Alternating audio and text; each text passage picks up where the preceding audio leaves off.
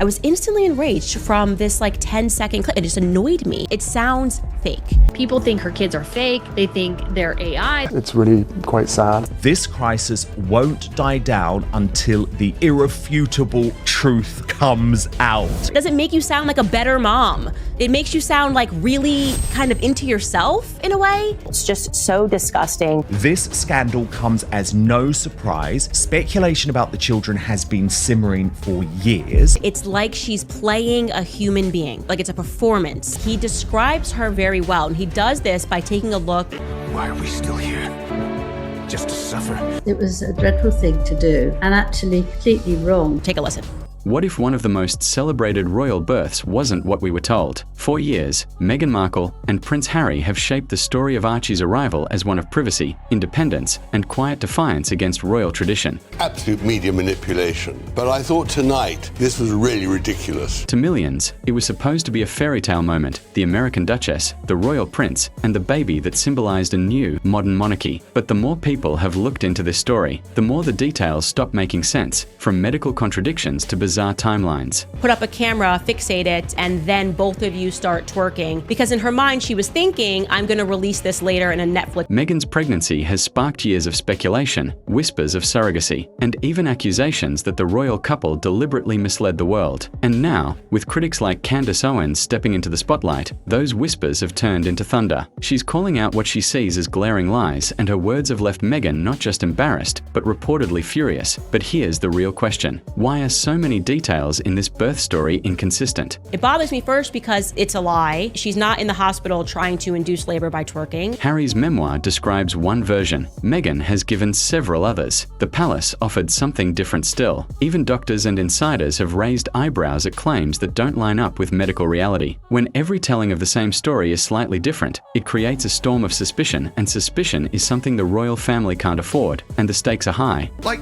why lie? It was just so truly bizarre. We are not just talking about rumors on social media. We are talking about hospital records, eyewitness claims, and the official royal protocol that seemed to vanish the day Archie was born. When you connect the dots, the contradictions form a tangled web that's nearly impossible to explain away. Some say it was just sloppy storytelling. Others believe it was a deliberate cover-up. So why does this matter now? Because the scandal has re-entered the mainstream, with high-profile voices demanding answers. And at the center of it all, Meghan Markle is facing a firestorm that shows no signs of dying down, but that's just the surface. Once we dig into the medical claims, the press blackout, and the insider leaks, the story becomes far darker and far stranger than you might expect. Harry's own memoir was supposed to settle the story once and for all. Instead, it raised even more questions. Why would you do that? That's not necessary. In his account, Meghan delivered Archie at Portland Hospital, received not one but 2 epidurals during labor, and was discharged with her newborn in just a matter of hours. On paper, it sounds like a dramatic but empowering birth story. But according to doctors and medical professionals, that version of events borders on impossible. Let's start with the epidurals. An epidural isn't a quick injection you swap in and out like pain medication. It's a delicate procedure where a catheter is placed near the spine and carefully monitored throughout labor. Replacing it mid-delivery isn't just rare, it's risky, time-consuming, and something most doctors avoid unless absolutely necessary. So why would Meghan have gone through 2? Then there's the recovery. Standard medical practice is clear. New mothers are observed for at least 24 hours after delivery. Vital signs are checked. The baby's health is monitored. Any complications, especially serious ones like preeclampsia, which Meghan herself has hinted at, would demand even closer supervision. Yet Harry describes Meghan leaving Portland Hospital within hours, settled at home in Frogmore Cottage as though it were nothing more than a quick doctor's visit. And here's where the timeline gets even stranger. Portland Hospital is in central London. Frogmore Cottage is miles away in Windsor. Between discharge paperwork, newborn checks, traffic, and recovery time, the math just doesn't add up. Even under the best conditions, the speed Harry describes feels suspiciously convenient, almost like a story designed to sound glamorous rather than grounded in medical reality. For doctors and mothers who know what labor and recovery actually look like, this account doesn't just raise eyebrows, it sets off alarm bells. If the medical details are shaky, what else in the official story might not hold up under scrutiny? But the timeline isn't the only thing that left people questioning. The way the palace handled the announcement that Archie was was born broke centuries of royal tradition and sparked even more suspicion. Tradition in the royal family is strict. The Queen is notified first, an official announcement is prepared, and the press is alerted almost immediately after a royal baby is born. But with Archie, none of that happened. Instead, reporters were left confused, receiving conflicting messages. Some were told Meghan was still in labor hours after Archie had supposedly already arrived. To make things stranger, Meghan gave multiple explanations for the secrecy. In one version, it was about protecting her privacy. In another, she hinted at complications. And then later, the story shifted again. If the truth was simple, why were there so many versions? Even royal reporters normally sympathetic to the palace admitted the timeline didn't make sense. And when protocol is broken this badly, suspicion always follows. But the contradictions don't end there, because hospital insiders would soon add their own surprising details behind the polished royal statements. Whispers from Portland Hospital began to surface. Anonymous staff questioned details Harry had written in his memoir, from the idea of late-night gourmet meals being delivered to his description of a secret elevator supposedly used to sneak Meghan out. Longtime employees quickly dismissed these claims, saying the hospital offered privacy, yes, but no hidden escape routes or royal-only services on their own. These might seem like small contradictions, but when stacked on top of each other, the epidurals, the rushed discharge, the confusing announcements, they paint a troubling picture. It starts to feel less like a simple misunderstanding and more like a carefully crafted story that doesn't match reality. And that's exactly where Candace Owens stepped in, amplifying every inconsistency and putting Meghan directly in the crosshairs. As questions about Meghan's pregnancy lingered, Candace Owens wasted no time stepping into the spotlight. Known for her sharp commentary and fearless critiques, Owens called out what she saw as glaring contradictions in Meghan's story. To her, the details weren't just unusual, they were lies, carefully packaged for public sympathy and media control. She pointed directly at the inconsistencies in Harry's memoir, the shifting explanations to the press, and the implausible medical claims, insisting that the royal couple had something to hide. And while some dismissed her comments as harsh, many others agreed, saying she was only voicing what people had quietly suspected for years. Her boldness reignited the scandal, forcing Meghan and Harry's carefully built narrative back under the microscope. For Meghan, who has spent years fighting for credibility and public trust, Owens's accusations weren't just criticism, they were a direct threat to the image she worked so hard to protect. If even part of Meghan and Harry's pregnancy story doesn't hold up under scrutiny, the consequences could be enormous. At best, it would mean their version of events was sloppy and inconsistent. At worst, it could suggest a deliberate attempt to mislead the public, a move that would shatter what little trust still exists between the couple and their supporters. For critics, the motive seems obvious: control the narrative, generate sympathy, and shield the monarchy from uncomfortable truths. But the lack of hard evidence fuels endless speculation, leaving the public stuck between two extremes: those who see Meghan as unfairly attacked, and those who believe she orchestrated one of the biggest royal cover-ups in modern history. What makes this crisis so explosive is that without undeniable proof, medical records, DNA, or official testimony, the questions will never truly disappear. And with every unanswered question, Meghan and Harry's credibility takes another hit. In the end, Meghan Markle's pregnancy story remains one of the most controversial royal mysteries of our time. What should have been a moment of joy has instead become a case study in secrecy, contradictions, and public mistrust. Candace Owens' bold accusations didn't create these questions, they only gave them a louder voice. And while Meghan continues to defend her choices and her privacy, the unanswered gaps in her narrative only fuel the fire. Was it all simply a matter of protecting her family from relentless media intrusion, or was there something far more calculated at play? Until the truth is laid bare, speculation will continue to swirl, and Meghan's every word will be measured against the possibility that the fairy tale may not be as real as it seems.